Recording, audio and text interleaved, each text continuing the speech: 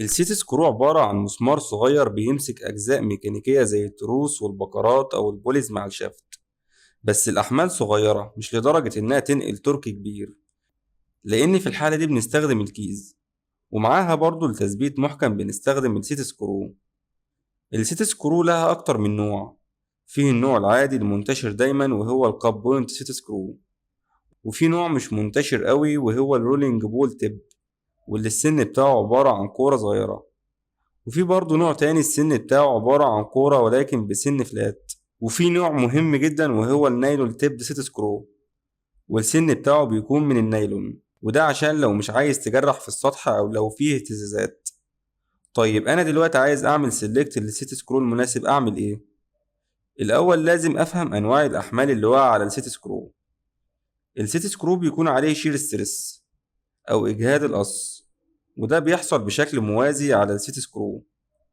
وواقع عليه برضه تنسايل ستريس أو شد، إما بيشده لبره أو بيضغطه لجوه فبيعمل عليه كومبريشن. وطبعا حمل العزم أو التورك نتيجة للدوران. تاني حاجة الماتيريال. في الغالب السيت سكرو بيكون مصنوع من الستيل، وبيكون معمول له معالجة سطحية عشان تقاوم التآكل فبيكون مطلي بالزنك. أما في البيئة البحرية والكيميائية بتكون الماتيريال ستانلس ستيل عشان مقاومته العالية للصدأ. بعد كده انت بتشوف انت عايز السيت سكرو ده بيكون غاطس في الهب ولا تكون ليه راس عادي. طيب لو عايز اعرف مقدار قوة التثبيت اللي عايزها عشان احدد من خلالها السيت سكرو المناسب، القوة دي هي قوة الاحتكاك اللي عايزها بين المسمار والشافت، واللي بتساوي معامل الاحتكاك بين المسمار والعمود في قوة التثبيت. تعالوا نحط مثال على الكلام ده زي ما اتعودنا.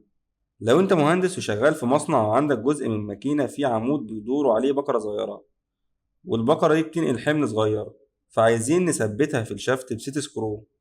والمعلومات اللي عنده إن البكرة دي لازم تتحمل عزم دوران أو تورك مقداره 60 نيوتن في متر، وقطر العمود 25 ملي متر، وقطر البكرة 70 ملي متر.